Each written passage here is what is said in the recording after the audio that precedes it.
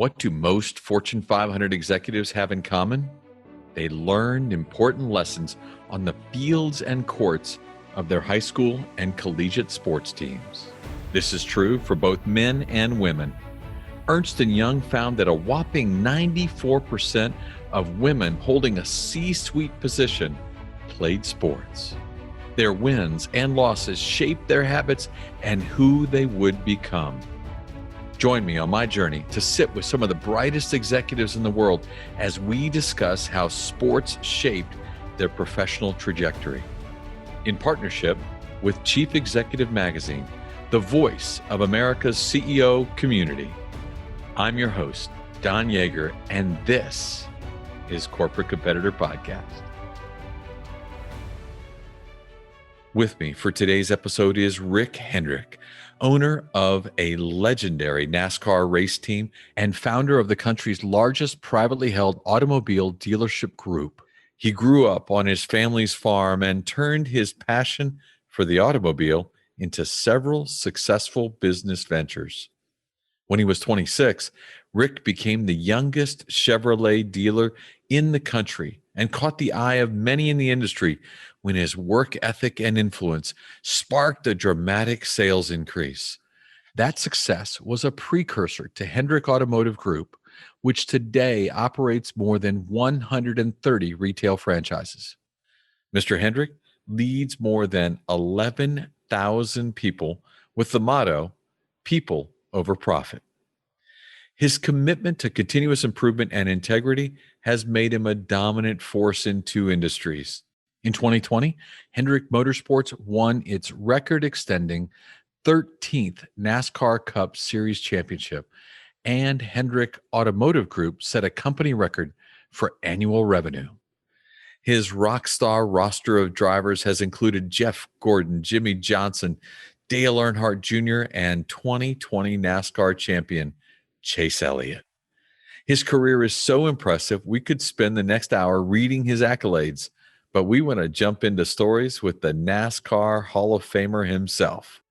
To me, it's all about creating an atmosphere of winning, not stand up and drive them, but lead them. There's a difference. You can only drive people so long, but you can lead people forever. Mr. H, thanks for joining us. Always a pleasure, man. Always. You know, as I read your story and I began learning more about you, I saw you grew up on a tobacco farm in rural Virginia. And even as a very young man, you developed a real passion for drag racing under the watchful eye of your father. And I'm wondering how competitive racing and some of your early memories there of racing with your dad bonded the two of you. You know, it was really unique. I learned to work on cars and tractors and things with him, and I was always a gearhead. And I grew up in the muscle car days, so every boy's dream was a hot rod and a girlfriend. You know, that was the way it was. And my dad raced on the weekends. I remember riding to Trenton, New Jersey in the back of a pickup truck to watch him win the championship. I was like 12 years old, and my buddy, best friend, works for me today, was with me. And we had lawn chairs and a trash bag in case it rained. We'd get to an overpass and stop. 6 people sleeping in a motel room and going up there winning a championship. So I had the bug and I wanted to race. And I drag raced when I was actually 14 years old. And I built the car with my dad. So that created a bond with us. And it led me into the automobile business and the racing business. So I tell people the two things I love in life outside of my family are, racing and the automobile business. So I get to make a living doing both of them. That's a pretty good life when you can make a living with two things you love. Yeah. Now, and I understand you even set a speed record at age 14 at a strip in Virginia with a self-built 1931 Chevrolet, right? You built the car, then won a record with it. Yeah. Can you describe the rush that you received being behind the wheel in a competitive environment like that? You know, it's the thrill of victory just makes all the hard work so worth it. I mean, you The good news was my dad and I built the car in the girls' bathroom of my granddad's general store. You're talking about humble beginnings, and he did a lot of the work, most of the work, and but I worked with him, and I still have that car today. It never left the family. Oh, no Yeah, kidding. always kept it. And how fast could it run today? Well, today it's got a Corvette engine and all in it. It's a road car, but back in the day it would run 116 and a quarter mile. And back in the 60s, that was really fast. And because my dad worked at race cars and modifieds, he ran on the weekends, I was able to scrounge parts off of that car to build my car. It all started out with buddies in school wanting to race at night and on the weekends. And the older guys talking junk to me because I was a younger guy and said, okay, come on to the drag strip. So we get to the drag strip, they back out and I run against the pros and won. So it was just thrill for me and my dad. And then I got to see my son win. When you build it yourself and you watch your dad do it, and then you're able to have a dream and make it a reality, it's so special. Yeah, that ability to know all aspects of it. You weren't just the driver, right? You understood the vehicle because you had helped build it. And there's a real powerful lesson in that, that too often we want to be this, but we don't want to be involved in the construction of it. Taking and filling out all aspects of that had to be double the reward or triple it, I would Yeah, guess. it's you have an appreciation for what it takes to build it. And you realize it's not just your talent alone. It's as much the talent of the people that put it together, bring it to the track, tune it, and then you drive it. But you have that appreciation because you worked and built it with your hands.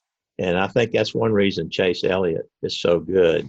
His dad started him off building cars, working with him, and then driving the car. But he understood the way the car worked and the appreciation of the guys that put it together. Yeah.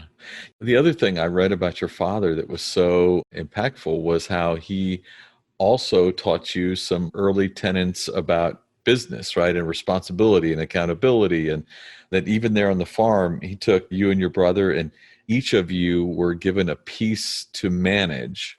What can you tell me about that story? Well, my dad would give us a quarter of an acre of tobacco, but we had to work in it. And then we'd sell it at the end of the summer. We would go to the warehouse and stand there by the pile. And a lot of those guys were friends of my daddy's that were buyers. And so that was our summer work. We'd get that check. He taught us that you had to show up on time, get the job done. And then at the end, you get rewarded. I think some of the lessons that he and my mom taught us both is you have to rely on other people. When you grew up in a rural area on a farm, you can't have all the things that you need. You'll have a tractor breakdown, someone will have a barn burn, and you have to help each other. You depend on other people. So you're always kind to your neighbor because they're going to help you survive. So those things, character building, my mom and dad taught me on the farm. I love that because that's the ultimate of what teamwork is, right? Oh, yeah. We recorded a session yesterday, and the gentleman said, you never walk alone, right? The truth is, you want to achieve something big, you're going to need others. Always. I mean, you surround yourself with talented people. I played all different sports in high school, and I remember teams where basketball team in particular that we had one guy that was unbelievable, but when he was cold, we didn't win. We didn't play as a unit and a team. Finally, coach benched him if he just shot 6 or 8 times and never scored, and we began to play better and win more often. Saw that in life back then.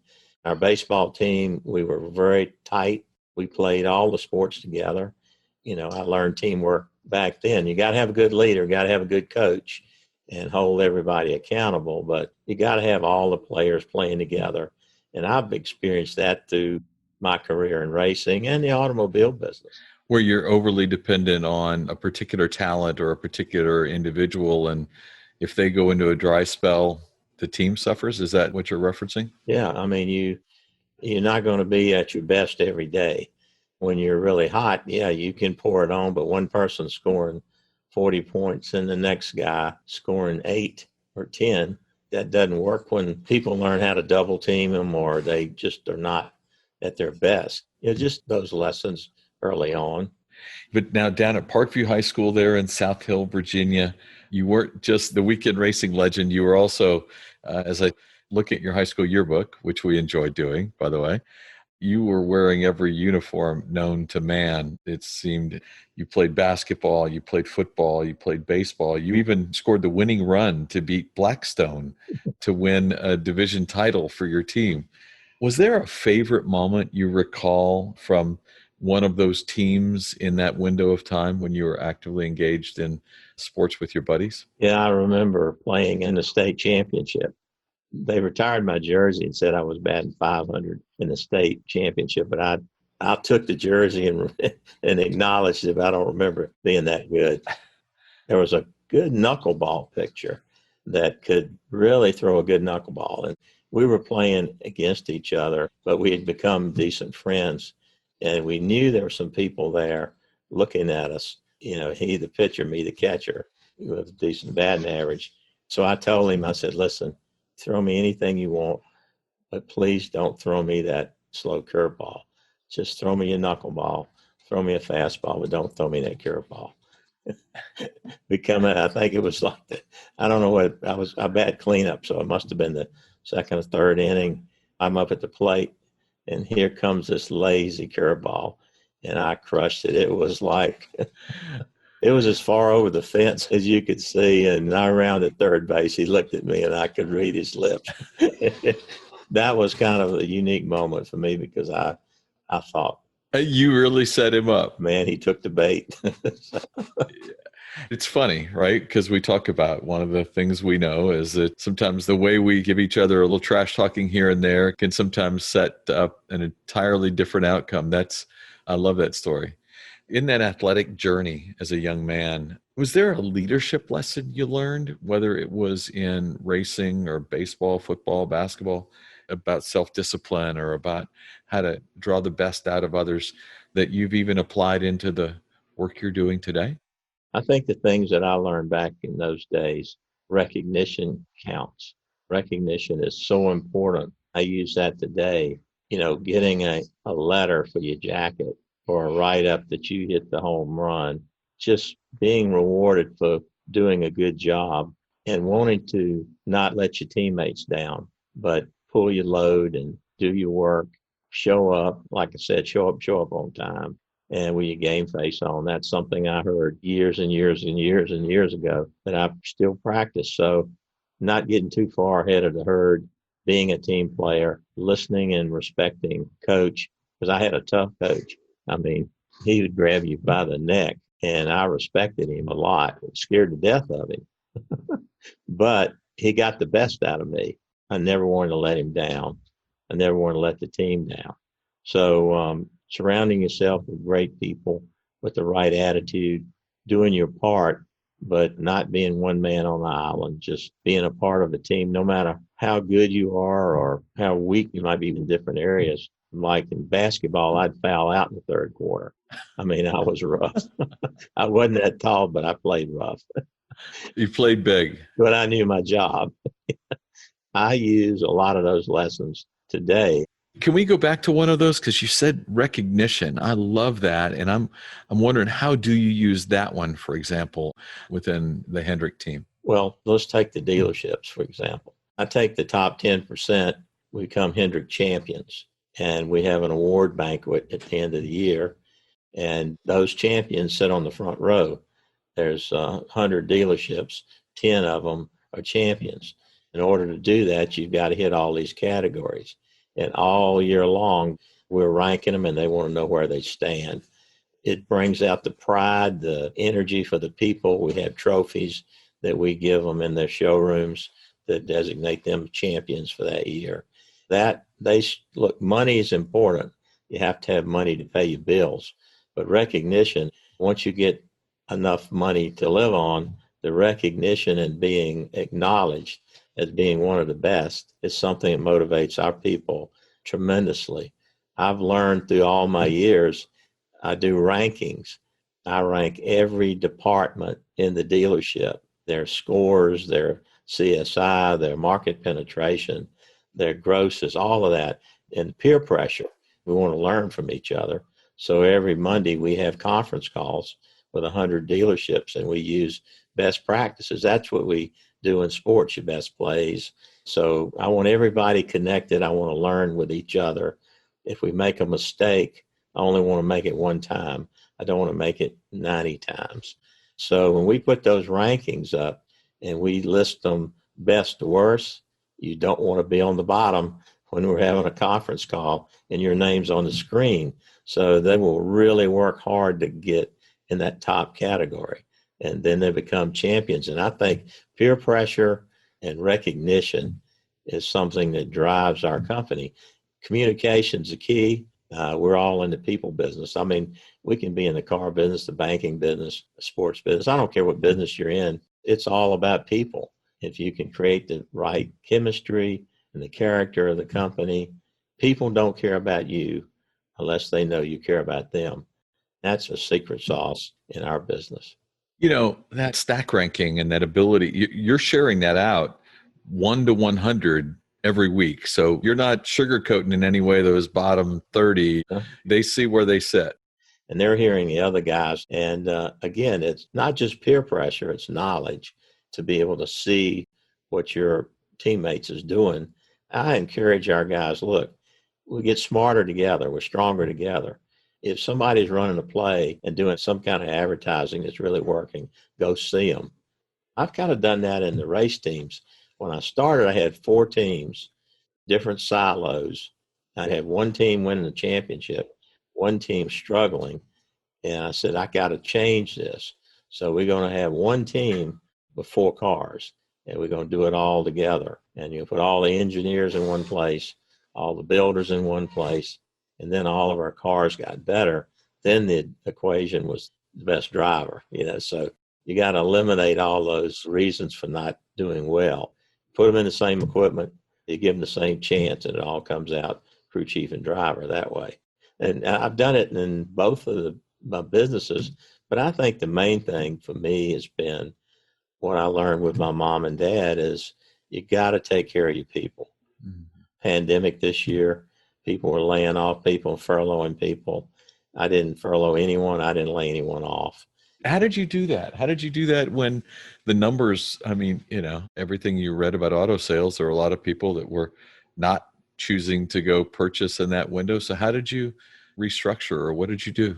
Well, one reason I'm not public is because I don't have to satisfy a bunch of stockholders.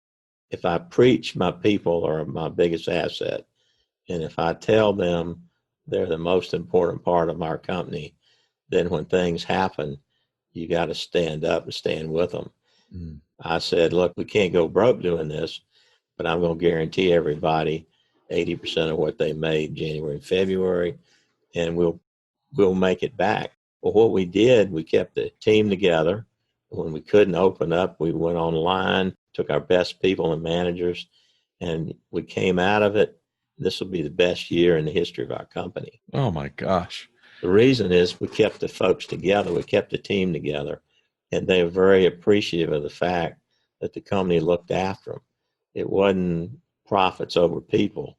It was people over profits. And then the profits came.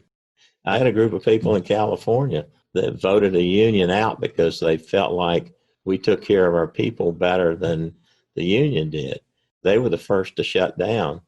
And I went home on Friday night and I said, there's no way I'm going to turn my back on those people when they had faith in me. So we just did it across the company. Wow. We had a number. We said, we can't go any further than this. And we didn't get anywhere near it. And then we turned around and had the best year ever had. So, of course, I had some sleepless nights.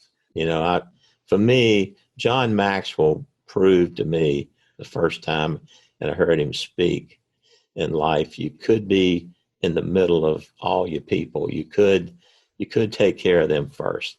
You could have a unique character, and you could live by examples and all the things that the daily reader tells us. And every meeting we have a reading for that day. He kind of verified what I thought was the way I wanted to run a business. But I didn't know it seems so different from some of the other people I know in the business. I had friends laying off 20% of their people, and they were bragging to me, I don't think I need them when we come back. And then when business picked back up, they had to reassemble the team. When you have to reassemble the team, you get players and teammates that aren't your kind of people. And then you're struggling to put the band back together. As it turned out with us, we learned the lesson. And I told our guys, I said, what we're going to do is we're going to create a book, Lessons Learned Through the Downturn. I had mine. They wrote down all of theirs. And every meeting we have, every conference call now at the end of the month, when I go through the numbers, I'll ask one of them to read out of their Lessons Learned book. And what I want them to do is don't forget that. Let's add to it, but don't forget that. Yeah, because the beauty of it is if you could take those lessons and you can apply them into the good times, boy, how much better, how much stronger, how much more difficult a competitor will you be? Yeah, that's right. That's powerful. NASCAR Hall of Fame 2017, I love it.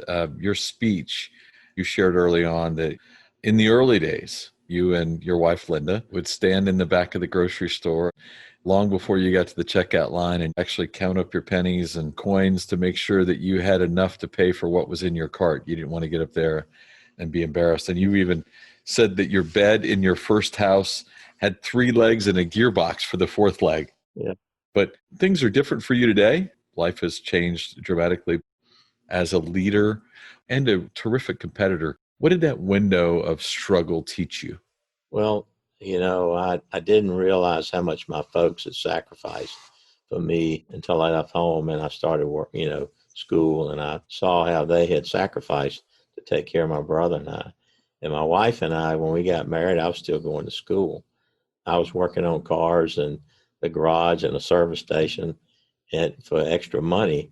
And several times when I got ready to get my first dealership, I got cold feet. We were going down to a little town in South Carolina to look at the dealership. I came from a dealership I was running for someone else with 30 salesmen selling 300 cars a month. I'm going down to a little place that doesn't have a showroom. They only sold 200 and some cars a year. I get down there and I'm like, I don't know about this. My wife said, listen, you want to do it, let's do it. This is the best time to do it. We can start over. We'll make it. We went down there and I had my back against the wall. There's so many times in the early days I said, man, have I screwed up? I had a great job, a new house, some nice cars, and here I am down here, and it's a different world. But, you back against the wall, you got to make it work. And GM promised me, he said, if you can make this one work, we'll see that you get a big one. 18 months, 3 days, and 40 seconds later, they called me. You weren't counting. I went there with leaving on my mind, But I learned a lot again with a poor area in South Carolina. I mean, the poorest county in the poorest state, dealing with people on the farmer's plan and guys would come in and trade cars, didn't wear shoes in the wintertime. I mean, it was crazy, but I learned a lot of lessons there. And I think my wife and I, we were willing to take that step, and she pushed me. Today we have 11,000 employees. We started with 5, but you think back to those days. At my age, you can remember the grocery store. You can remember the bed with 3 legs. You can remember the house you lived in was 100 a month. A couple of guys lived there with me. And then when Linda moved in, they moved out. It was like rats in the yard, big as rabbits. And we bought a used washer and dryer. You'd have to take a broom handle to get the clothes out of the dryer because they were so hot. So we laugh about that today, but if you live that, you appreciate what's happened over the years. In a lot of competition, you'll find yourself with your back against the wall. Yeah. You have to turn internal. Yeah. You have to look at your teammates, but realize that it's your window to step up. Did your history as a competitor help you through that really difficult window? I had a feeling that if I gave it all I had and put everything I had into it, and we're willing to outwork anybody else, we'd make it. If anybody could make it, we could make it. And when you assemble a group of people, and that goes back to the days of playing ball, you got to have a team and you got to have people that believe and do it together. If you take my top 15 guys, average is 25 years. Wow. We've grown through it together. And you weed the people that aren't team players. But I mean, what drove me was competing for opportunities. So it wasn't just competing for championships, it was competing for opportunities. Yeah, yeah. It was a challenge to me to show manufacturers our record. They would want us to represent them. So we get these open points to grow the business. And the same with the banks. I learned early on to bring them in and let them know what I was doing and what my plans were, so I never surprise them. And if I was going to have a slow quarter, or tell them why. And they would always stand there with me because they trusted me and they knew that we were all in. Communication is key. You can just about handle any situation with the right communication. Most of the time when communication breaks down, that's when you have problems in business and sports and life. I preach that all the time. One of the lessons in John's book is on communication, and I have it laminated and I make everybody keep it on their desk. Wow, I love it. You know, Rick, the premise of this podcast is the idea that a disproportionate number of executives at large organizations were, in fact, actively engaged in sports at the high school or collegiate level, like you, and that experience actually helped shape the way they lead. Would you say that you agree that your experience in competitive athletics has helped make you a better leader today? Absolutely. I think showing you people that you will roll up your sleeves and work as hard as anybody. You don't leave them behind. You're in there in the trenches with them, and you want to make the whole team better. And you need them to help you. Together, we're going to accomplish this, and we're going to measure ourselves against everybody else. And we have the highest reputation scores of anybody in the automobile industry, period. I take great pride in that. Again, these are things you measure. You know, you're always setting a goal where you want to get to and how you're going to get there.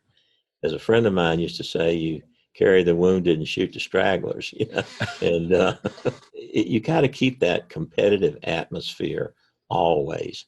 And you can't burn people out. That's where the recognition comes in. It's celebrating your victories. I don't care how small. Every month at every store, we have a luncheon at the end of the month. We spin a wheel to give away cash. We recognize the high achievers, the birthdays, the anniversaries, and it's fun. Our people look forward to it. It's that team building, it's morale, it's our culture, and then you get ready to take on the next month. Yeah. You just got to celebrate all the victories and all the improvements. You know, when I'm going through this, all the numbers, and there's someone that's at the top, but if there's somebody that was 30th and they're 10th, I'm going to acknowledge him as much as I am the person that's number one, because that's, again, encouraging them. Hey, you can do it. When you make those moves, we're going to talk about you. We're going to recognize you. If you could jump 20 spots, you could jump 2 more next month, right? That's right. Let's encourage it. That's right. You know, one of the really interesting discussions I've had with some of the great executives on this podcast has been many corporations use the word teams to describe their gathering of people. But the truth is, they're all a bunch of independent contractors who are willing to step on each other if they have to get what they're looking out for. You've been not just a member of teams, you've led teams that have been enormously successful. But what are the elements that allow a group of individuals to bond and create what you would call a true team? You said it. You walk in this company, on the wall, they'll have culture, they'll have team, they'll have together and all that. And when you get to know them, it's nothing like that. To me, it's all about creating an atmosphere of winning. And if you're not winning, what do you have to do to win? What's the bar? Continue to set the bar higher, but not leave the people, not stand up and drive them, but lead them. There's a difference. You can only drive people so long, but you can lead people forever. Wow. They can see that you're all in. And look, I'm just one of them. I know I'm the leader and I know I own the company, but I don't portray myself that way with the people. We're in it together. We refuse to lose. And we'll do whatever we got to do. And it doesn't mean stepping on people. It just means getting better. It means being able to identify where you're weak and work on that area. It's not being a failure when you can say, hey, this deal needs this. Let's go help them do it. It's not fire somebody and put another guy in because you don't know what you're getting. Get your best guys and go fix it. Everybody roll up their sleeves together. We're constantly doing that. Yeah. It's fun when you can see something that you can fix or make better by helping people rather than replacing people. Yeah. We'll replace people if we have to, but give them a chance first. Right. Boy, you can only drive people so long, but you can lead them forever. I love that. We say all the time in some of the discussions we have with people that culture of your organization, it's created by design or default, right? And you're designing it. You're not just letting it accidentally happen. In default, it often happens not in the way we want the culture to develop. So that's powerful. Well, I had one of my senior managers years and years ago said, now that you've got 20 deals, you're not going to be able to touch the people. You have to isolate yourself from your folks because you can't micromanage. I said, there's a difference between micromanage and micro touching. It's totally different. I have to figure out a way that I'm going to communicate with them and they're going to see me. I used to go visit every store every year, shake every hand in every deal. Well, when it got so big, it's physically impossible. So now I do it with video conferencing. We have Hendrick TV, and I let them ask me questions in real time. I'll answer the questions and give them my best shot. Some of it's worrying about where the world's going or the business is going. But again, that gets back to communication. I told that manager, who's no longer with me, that the day that I can't communicate, touch the folks, have an open door policy with the people, the day I'll get out, because you are who you are. And I'm a people person. I love people. I love being around people. I love seeing them grow and become successful. I love seeing young guys become crew chiefs. I love to see young guys become champions. And I love to see guys become champions in the stores. It makes me feel good. And the way they feel about me and our company, it shows up when they do the best dealerships to work for. Yeah, that's awesome. And that's not for the championship. That part of it is to feel good about your folks. You bring them along with you through this journey, and you don't try to take the credit and leave them behind, and you're just putting yourself on a pedestal. I've been very conscious of not outrunning the herd. Yeah, that's an important lesson. I wrote a book a few years ago about great teams. I had a chance to interview your Jimmy Johnson. Yeah. And he told me a story about the importance, and you've referenced communication, the importance of a leader being willing to speak truth to others. And he told me a story about Jimmy, his crew chief, Chad Knaus, and you, and a table with some milk and cookies on it. Could you recount that story for me real quick? Because I'd love to be able to kind of break it down quickly and understand for all of us who are growing as leaders, how we can be as direct as you were there. Well, I had two guys that were very talented in their own right, but there was friction. They were at each other's throat, and I was so close to changing crew chiefs for Jimmy, but yet I could see all of the magic that they had, but this communication and this jabbing each other back and forth, each one of them thinking maybe it's time for a change. And I was getting ready to do it, and I thought, this is a shame because there's just this much of it needs to change, and they'll be great. Yeah. I called them in, and I had a gallon of milk and some cookies on the desk. And I said, guys, in the last few days thinking about going ahead and separating you two. And then I thought about it. Both of you have these tremendous asset, and you're so close, but you're acting like kids. You're not looking at this like a grown-up. Why can't we fix this little bit that's wrong? So I tell you what I want to do. We're going to sit here and we're going to have milk and cookies. Like kids. And we're going to sit down on the floor, have time out, and then we'll talk about it. What do you think? And they started laughing. So I got up and said, okay, now you see how silly it is. Let's see if we can't work this out. And I left the room and they started laughing. And I came back and I said, okay, now this is going to hurt, but let's talk about what you don't like about him. What's irritating you? If you know what you're doing that irritates him, let's work on it, because you never know what you're going to get when we make a change. If it's 90% right and we make a change and then you're just miserable and it hurts your career, then you just were so thick-headed you couldn't adapt to try to work it out. Well, 7 championships later, right? Yeah. Not a bad deal. I think that's a really great lesson for all of us who are competitive. Sometimes you think the easiest thing to do is to go seek the greener grass. Yeah. You have this line that you've said several times today. You never know what you're going to get when you go make a change, right? Yeah. You know what you have, and if you can figure out how to improve that, that's awesome. But sometimes making a change seems like, in this day and age, the easy thing to do, but you never know what you're going to get. I love that philosophy. Well, it sure works for me, because I have made some of those changes and gone backwards, just because the two folks don't want to work together. But I could see the respect they had to each other. And there again, if you can fix it. Yeah. But when I can see the good in people, I want to try to fix it, because you just don't know what you're getting. I love it. For most people who have a competitive background as you do, there's a place that they go physically or otherwise to release that competitive fire again, no matter where they are in life. Your good fortune is you're still running a race car team, but where is that place for you? How do you express your competitive fire today, other than a desire to watch your teams win? What's another way that Rick Hendrick shares his competitiveness? I just hate to lose. My guys know it. A couple years ago, I get on a plane to come home after a race.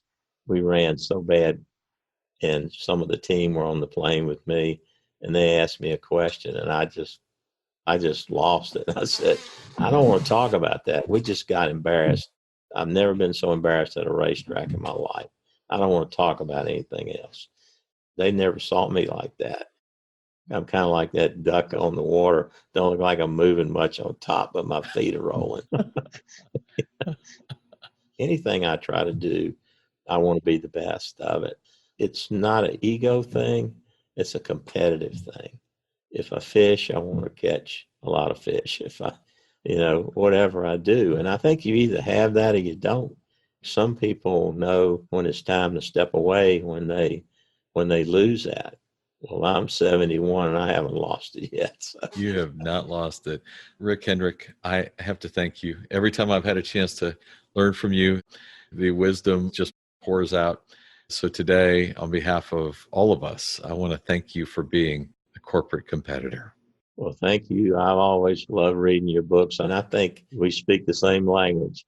I'm inspired by stories you tell and people you've met and things you've done.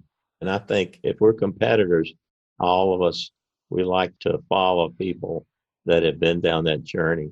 It's always fun talking to you. Thank you. I appreciate you. No, thank you so much. I love how Rick Hendrick keeps his team revved up. Remember these 4 takeaways from today's interview. Communication is key. Recognition matters. Celebrate improvement as much as success, and prioritize your people over profits. You can only drive people for so long, Mr. Hendrick said, but you can lead them forever. Thanks for listening to the show. I would be so grateful if you left us a rating and a review. We will be rolling out a new episode every Wednesday. To be the first to listen, subscribe to the podcast on our website, corporatecompetitorpodcast.com.